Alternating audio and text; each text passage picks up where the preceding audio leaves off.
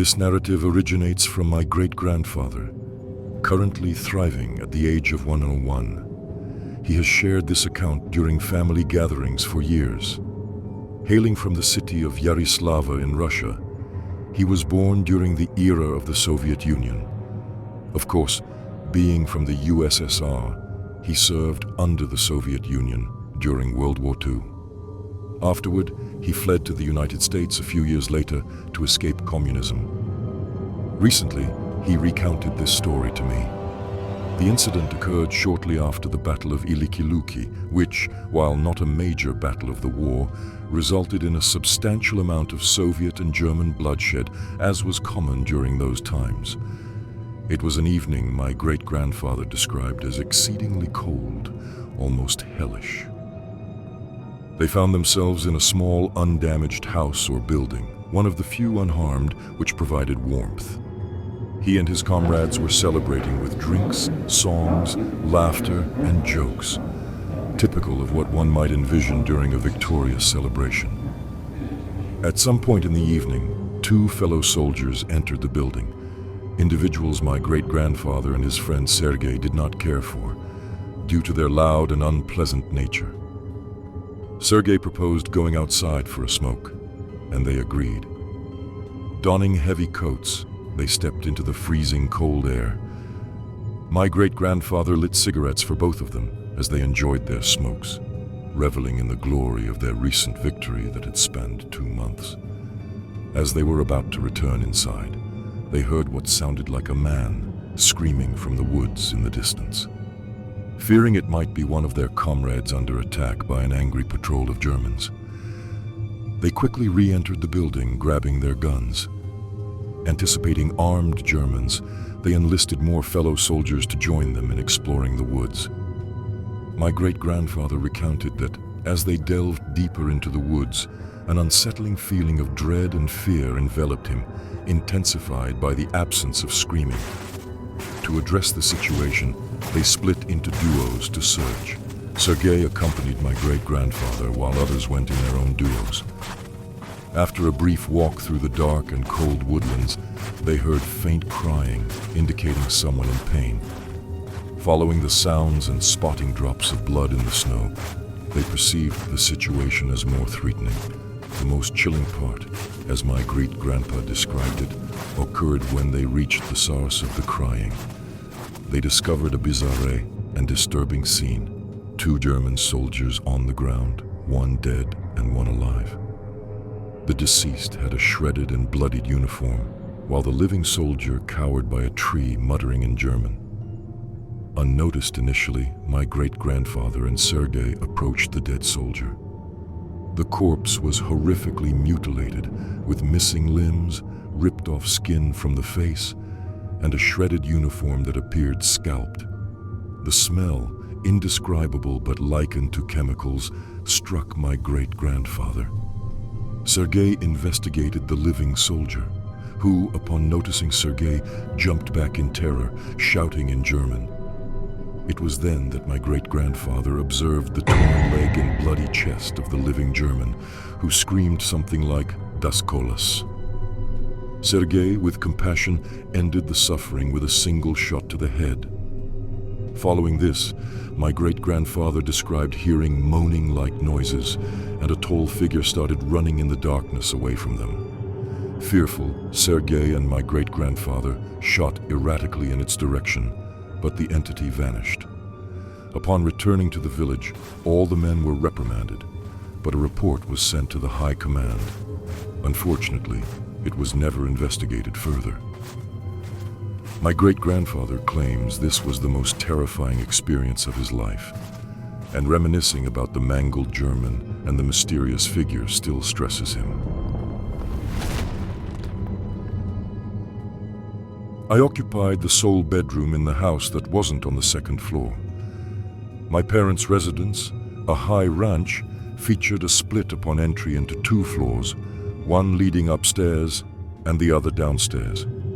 The lower level housed the den, garage, my bedroom, and a bathroom.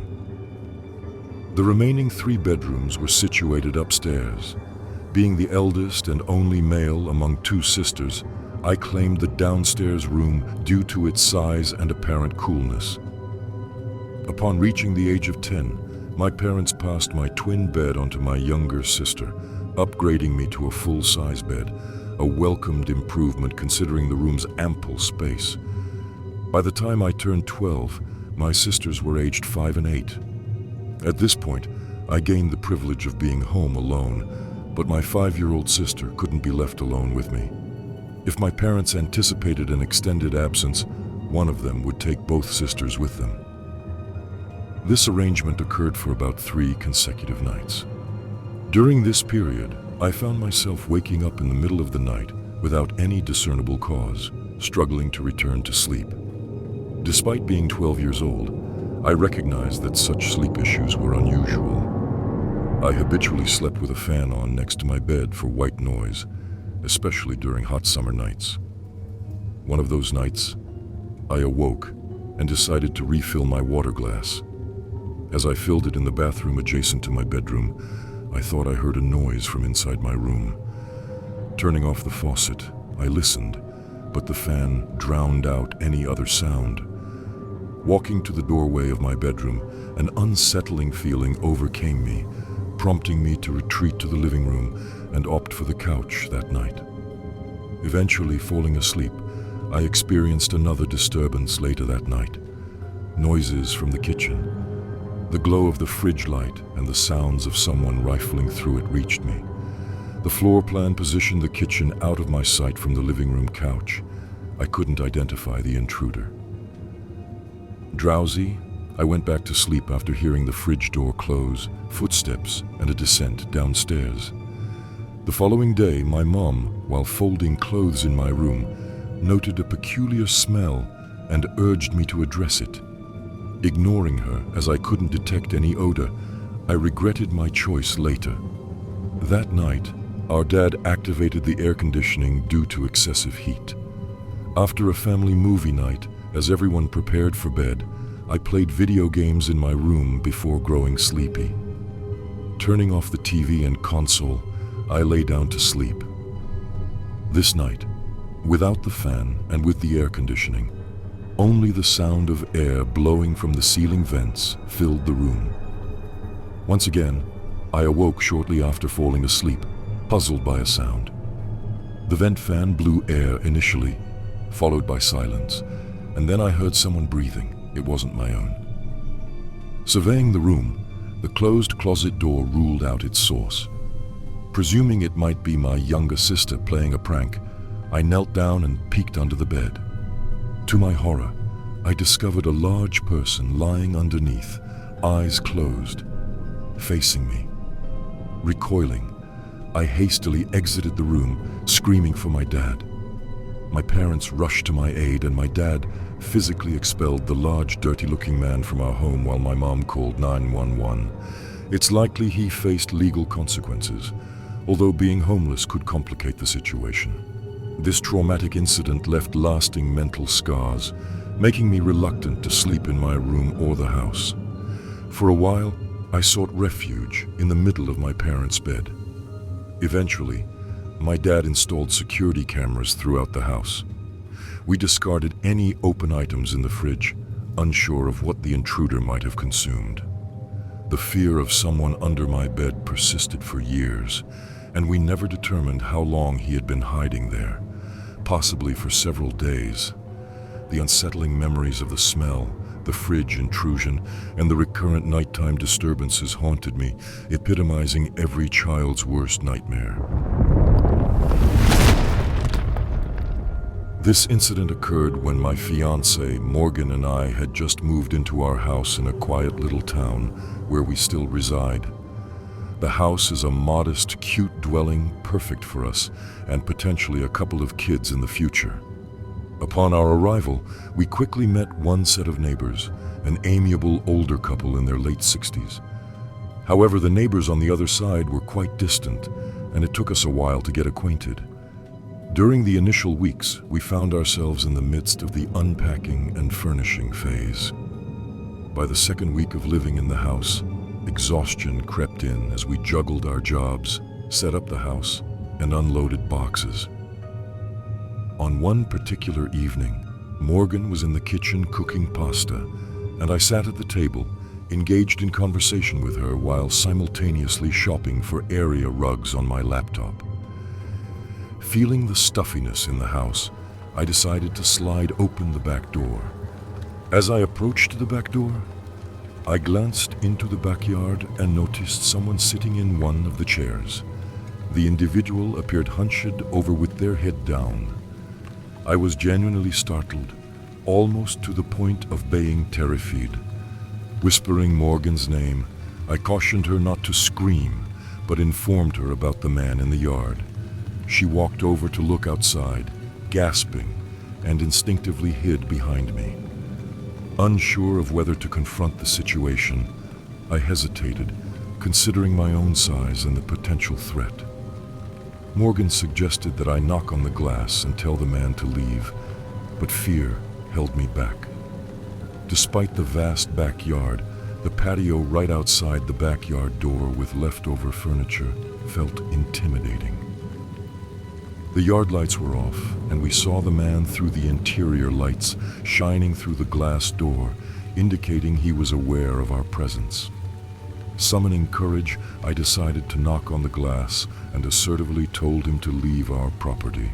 The man turned around, giving me a half-smile that resembled laughter. He appeared to be around 50 years old, with a long gray beard and tattoos extending down to his wrists.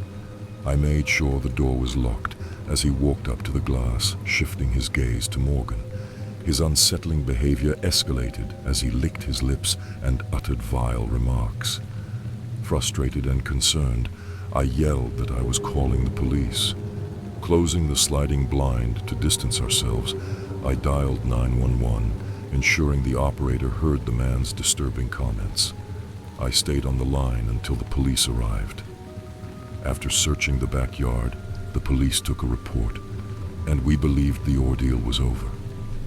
However, later that night, while watching TV in the living room, both Morgan and I heard unsettling sounds from outside. Approaching the window, I noticed the man in the yard again, holding a cigarette and talking to himself, or attempting to communicate with us. Upon realizing our presence, he ran over to the window, pounding on it and expressing disturbing intentions toward Morgan. Instructing Morgan to go upstairs to shield her from further harm, I decided to call the police again. The pounding stopped, and the man fell silent. Waiting cautiously, I kinked the blind again, only to find him gone. Going upstairs to comfort Morgan, who was visibly shaken, I reassured her that he was gone. However, downstairs, I heard banging and knocking halfway down the stairs, and even felt bumps on the back door. The doorknob twisted and turned as the man attempted to gain entry. I rushed to the kitchen, grabbed the phone, and called 911 again, urgently pleading for police assistance. This time, the police arrived much quicker, and I refrained from alerting the man outside. Unfortunately, by the time they arrived, the man had disappeared, likely fleeing into the trees deep in the backyard. He did not return that night. The following day, we went door to door, introducing ourselves to neighbors we hadn't met yet, seeking information about anyone matching the description of the man. Disturbingly, a couple a few doors down revealed that they knew the man, describing him as someone with a history of violence, including domestic abuse, substance abuse, and general dangerous behavior. He resided around the block in a small, run-down house. Although we reported him to the police, the lack of video evidence prevented us from pressing charges. As of now, we haven't heard from or seen him in a long time, and we sincerely hope it stays that way.